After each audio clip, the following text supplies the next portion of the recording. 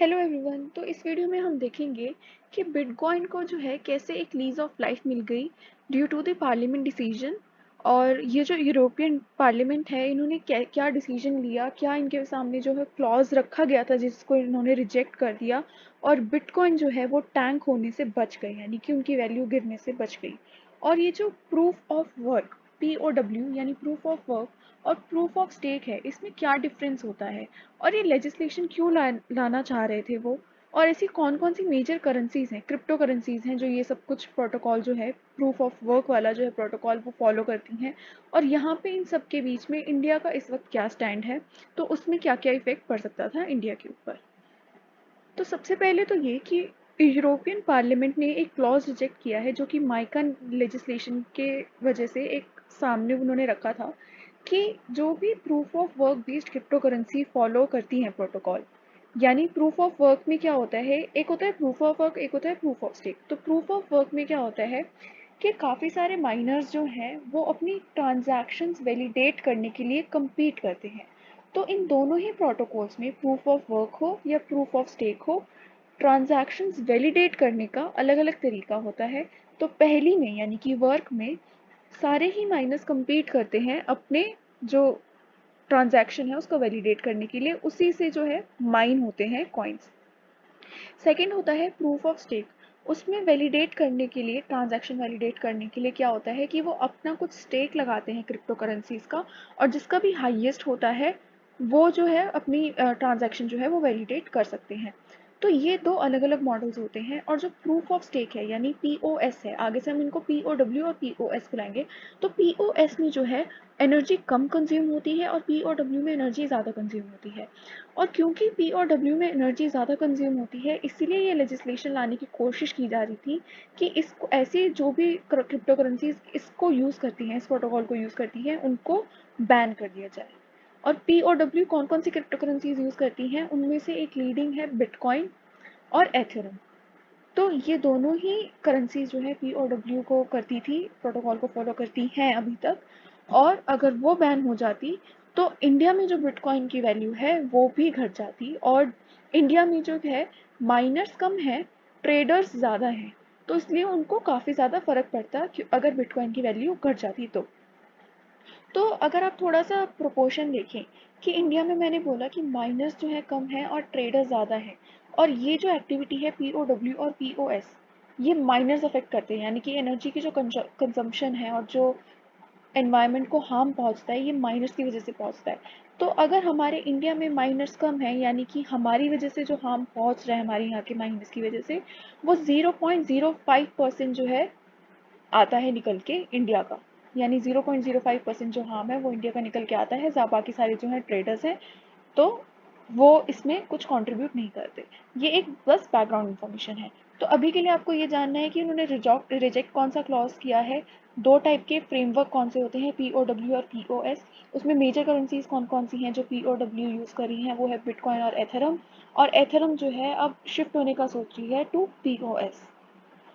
अब थोड़े से फैक्ट्स, यानी कि अब इसमें ये आता है कि ये जो माइनिंग में जो पावर कंज्यूम होती है वो अराउंड 121.36 टेरा वाट पर आवर पर ईयर जो है लगती है। तो इसलिए काफ़ी ज़्यादा हो जाती है ये जो एनर्जी कंज्यूम होती है। इसमें ये भी बताया जा रहा था कि ये कुछ कंट्रीज़ जो भी पावर कंज्यूम करती है उसके बराबर आती है। तो इतना ज़्यादा पावर जो है इसमें माइनिंग में कंज्यूम होता है। और अगर ऐसी जो है वो POS की तरफ करेंसीज मूव कर गई, यानी जो क्रिप्टो करेंसीज हैं जैसे कि एथेरम, वो मूव कर सकती है, और वो 2022 में मूव कर भी जाएगी। तो POS में अगर वो सारी मूव कर जाती हैं तो जो एनर्जी नीड्स हैं वो कट हो जाएंगी टू 99.5%, बाय 99.5%। तो यानी अगर इतना ज़्यादा वो कट हो गया तो ऑब्वियसली जो एनवायरनमेंट है वो और ज़्यादा स्टेबल बन जाएगा, और जो आपका रेगुलेशन है इसीलिए जो है उसको लेके आने की कोशिश करी जाती है ताकि एनर्जी जो है वो बचाई जा सके, पावर कम कंज्यूम हो। So Ethereum that is based on POW system right now might shift to POS in some time in 2022। ये हमने देख लिया। अब यहाँ पे इंडिया में जो है ट्रेडर्स ज़्यादा है, माइनस कम है, इसलिए जो है इफेक्ट हो जाता है ट्रेडर्स को ज़्यादा अगर बिटकॉइन जो है टैंक कर जाते, क्योंकि बिटकॉइन जो है वो POW यूज़ करते हैं। ये next point. Next is MICA जो बिल है ये इंट्रोड्यूस हुआ था 2020 में to curb harmful impact of mining on environment. तो ये जो क्रिप्टो करेंसी जो भी माइन होती हैं इसकी वजह से जो भी एनवायरनमेंट पे इम्पैक्ट पड़ता है, इसी की वजह से जो है माइका बिल लेके आया गया था। और इसी का एक क्लॉज है जिसका यूरोपियन पार्लियामेंट ने अभी उस क्लॉज को रिजेक्ट कर दिया गया है। The upcoming crypto bill is expected to list out rules and penalties for crypto mining in India. तो अब जो आने वाला क्रिप्टो बिल है उसमें जो है रूल्स और पेनल्टीज इंट्रोड्यूस करी जाएगी माइनिंग को लेके, और वो इंडिया पे इम्पोज भी कर दिया जाएगा। पर अभी तक इन सबके बीच में बात तो यही चल रही थी ना कि इंडिया को क्रिप्टो करेंसी वैलिडेट करनी भी चाहिए या नहीं करनी चाहिए। तो ये हम एकदम से उसके रूल्स रेगुलेशंस पे कैसे पहुंच गए। तो ऑल्दो हमने, हमारे जो फाइनेंस मिनिस्टर हैं और जो बाकी मिनिस्टर्स हैं उन्होंने एक कंसेंसस लिया है कि ये लीगल टेंडर तो बहुत मुश्किल है कि इंडिया इसको लीगल टेंडर की तरह जो है एक लीगल टेंडर वाला स्टेटस दे देगी। लीगल टेंडर क्या होता है, जो आपका मनी है, तो जो जो भी लीगली आपका अलाउड है वो होता है कि लीगल टेंडर, यानी कि आप उसको एज अ रुपी ट्रेड कर सकते हो, आप उसको एज अ रुपी ट्रांजैक्शन में यूज़ कर सकते हो, उसको बोलते हैं लीगल टेंडर। और एक दूसरा होता है कि आप उसको वैसे ही बार्टर में यूज़ कर रहे हो, यानी कि वो इलीगल नहीं है, वो लीगल है, और लेकिन आप उसको एज अ रुपी यूज़ नहीं कर सकते। कि अगर आपको किसी को 5 रुपीज़ देने हैं तो आप ये नहीं कहोगे कि चलो आप मेरा बिटकॉइन ले लो, तो उसका वो स्टेटस नहीं है।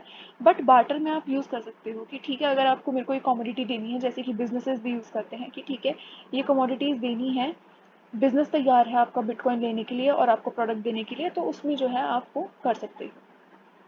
तो अभी तक यही बात चल रही है कि लीगल टेंडर तो जो है वो नहीं मिलेगा। However since barter is allowed, cryptos future might be there in barter.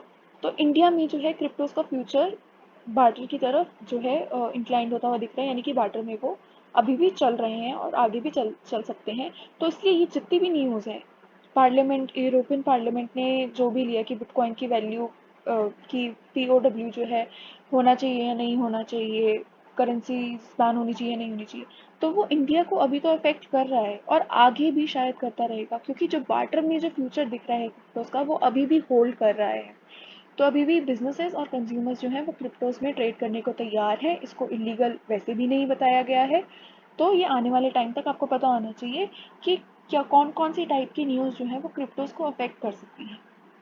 तो यही थी आज की हाईलाइट, और इसलिए मैं आपको थोड़ा डिटेल में बताना चाहती थी। अगर आपको हेल्प हुई हो तो please hit the like button and subscribe to my channel. Thank you.